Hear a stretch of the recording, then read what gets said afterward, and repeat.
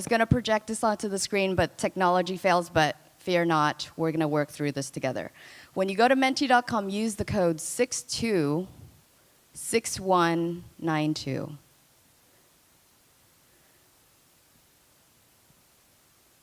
And if you cannot access it, it's okay. The reason why I wanted to do this exercise is to get a gauge for how do we define parks. The codes again are 626192. There's a couple of folks already populating, and what it does for me on this side of it, and I apologize I can't project it, is it generates the most frequently mentioned 3 words that come to mind when I ask you, what do you think of when I say parks? So right now, green is the largest word in the middle, with trees surrounded by play and people. And it's continuing to populate. Right now, we've got 21, 22 respondents. So give it another 10 seconds here. Green continues to be in the center, with community now showing up, public showing up. Trees is still the second. Green is now leading, and we'll end it at 60 participants. So green is at the center, trees, people, and community. Now I wanted to do this exercise because, go back to this clicker.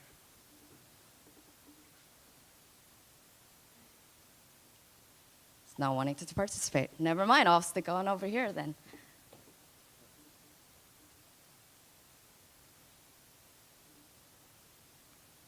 How's this?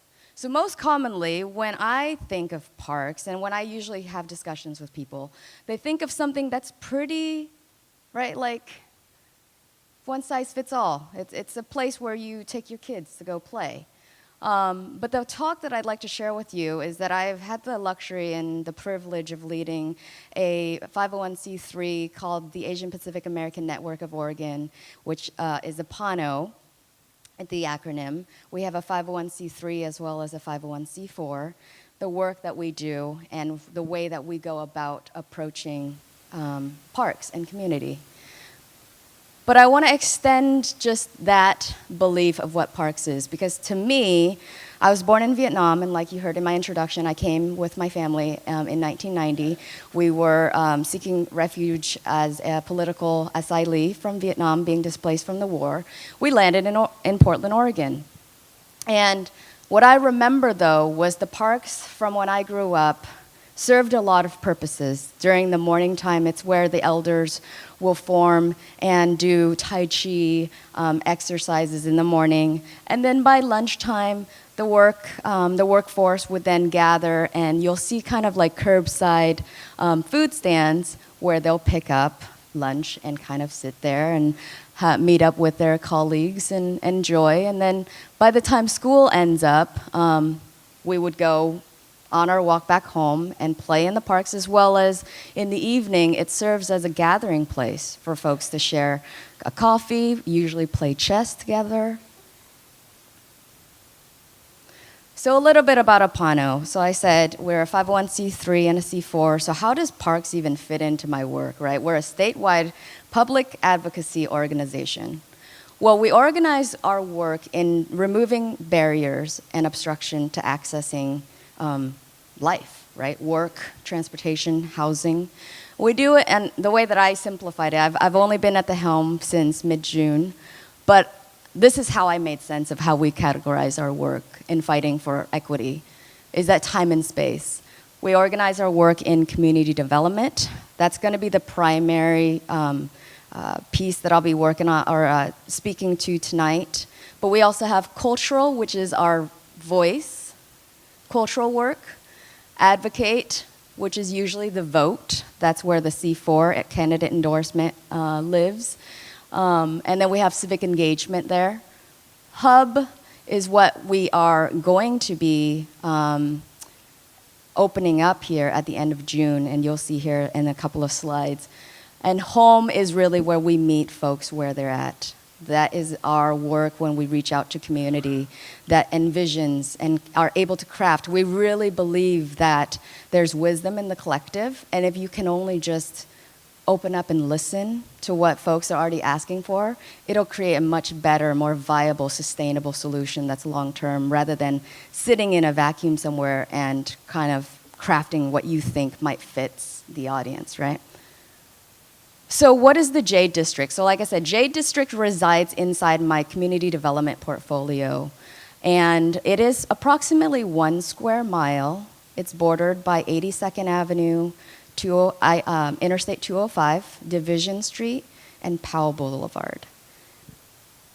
It's very compact, and it's one of the most diverse census tracts in the state. There's a lot of young people that live there, as well as a lot of elderly, primarily Chinese and Vietnamese immigrants, recent immigrants. We also have a lot of opportunities for improvement. On the chart on the left, if it's yellow, it indicates high crash corridors. There's been pedestrian deaths. That's what that signifies. And also, air quality is of concern. Residents in the Jade District experience asthma twice the average of the rest of the city. And then on this map over here, so the square that I was describing was here. The orange is what is defined as park deficient. So that goes to show you we have some opportunity for some parks in our district. So let me tell you, whenever you say, and I come from public service, right? Like I've sat on city councils and I've attended quite a few community involvement and engagement. It's a laborious process. I would not, deny it. But let me just share with you what Jade has been able to do. So this happened in 2014, where we brought together the residents, and we did it in multi-languages. We did Russian, we did Chinese, we did Vietnamese, we did Spanish. So we brought together this group, and we said, what are some of the most impacted areas of that needs improvement? And the 3 that rose to the top for Jade are accessibility to affordable housing, transportation issues like predominantly safe pedestrian crossings, and also lacking of a community space to gather. So this is what happens when you're able to, with the work of Prosper Portland, we collaborated with other community orgs, and we were able to bring together these conversations. And here we are in 2018. What you're gonna see is what we identify are the 3 areas, like I mentioned. This used to be a furniture store, and Metro owned that property. In this June, we will be cutting the ribbon for up top here. What you see is a partnership that we did with Rose CDC to create 48 affordable housing that we've prioritized to baby boosters, which are families that have young children, as well as the elderly folks. That will be homed there. And down below, we have approximately just under 5,000 square feet, where 60% of that will act as a community center, and the other 40% will serve as our future headquarters for APANO. The community center, we've prioritized a commercial-grade kitchen to really help bolster the food entrepreneur industry that has really gained traction. If you've not gone to the Jade District, I highly recommend. We have some great food out in that pocket of town. I see a lot of head nodding, so it's third-party validated.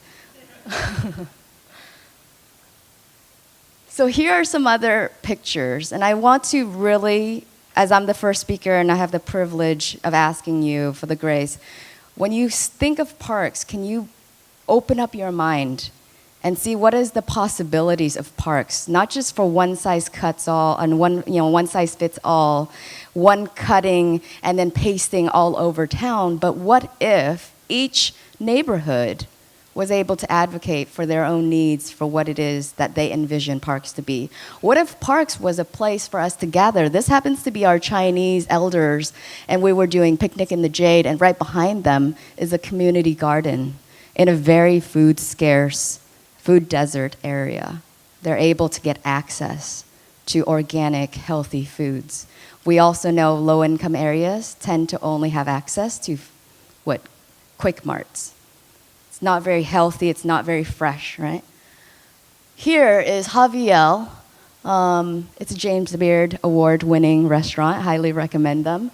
But this is what our community, in light of not having a space to gather, this is what we've had to do, is just these gentlemen every single morning will gather before their shift and kind of just be in community with each other, and then before they set off to work.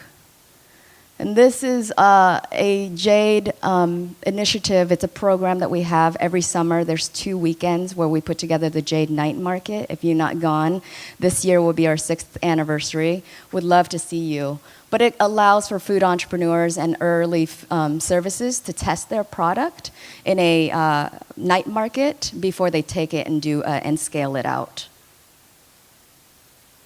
And that is from the kickoff. This is the main event. So you could see approximately through 2 different weekends, we have 25,000 people who travel through. But here's another perspective. This is the youth that work with the Harrison Park Community Garden. What if parks is the solution to food scarcity and hunger?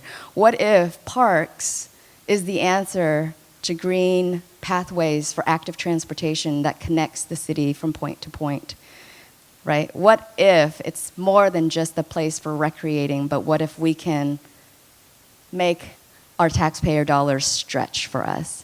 Thank you so much for your attention. I appreciate your time.